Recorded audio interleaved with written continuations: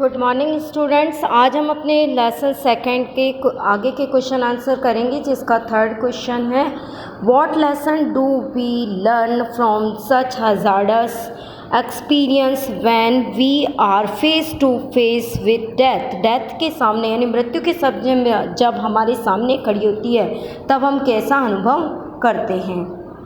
तो हम आंसर लिख सकते हैं कि hazardous experience may bring us face to face with death, but they impart us many important lessons to conduct life is not always a bed of roses. We must react to danger and risk with patience and fortitude.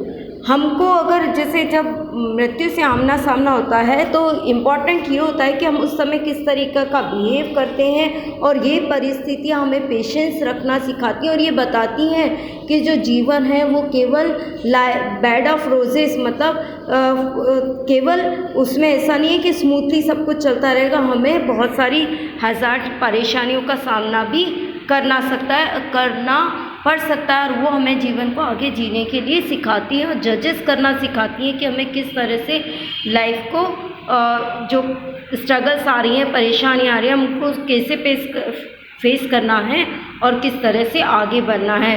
That experience bring out the best in us. Coward person die many times before their death. यानी बहुत सारे coward person जो रहते हैं वो कभी कभी इसीलिए उनकी डेथ हो जाती है क्योंकि वो इन परेशानियों का सामना नहीं कर पाते और कमज़ोर पड़ जाते। तो आप आंसर को नोट कीजिएगा। Next question, Why do you think people undertake such adventurous expeditions in spite of the risk involved?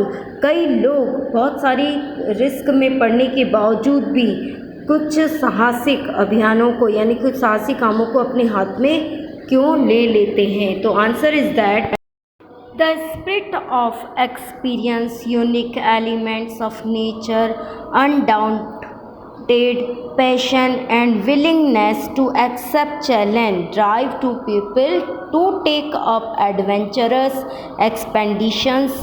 The people who involve themselves in such activities are very well aware of the risk involved in them.